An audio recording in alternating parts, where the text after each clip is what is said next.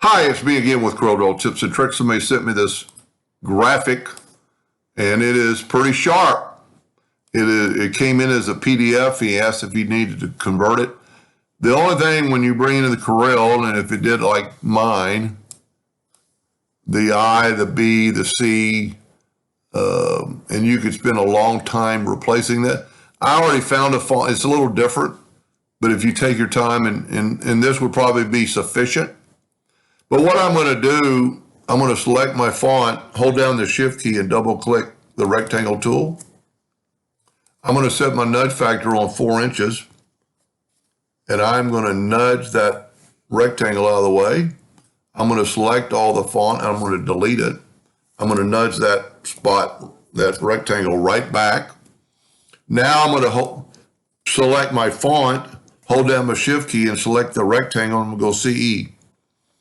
I'm a little bit bigger, so I'm going to grab my font and make it like 33 points. Now it's going to work, but you need to select the font first. Hold down the Shift, select the rectangle, and go CE. We're a little bit bigger or maybe higher, but I think it looks good. I'm going to delete this. Now, I know he's going to engrave this on glass, and it is RGB, probably 100%. I'm going to take the whole thing, and on glass, a lot of people suggest, and I do it, either 70 to 80% black. Now, if we look at it a little closer, there is a black outline. So what I would do is select it all and right-click no outline.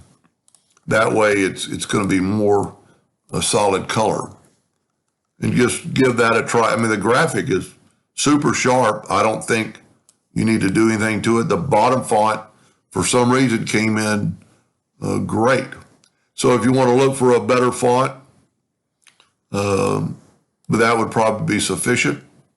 Anyway, hope that helped a little bit. Thank you for watching.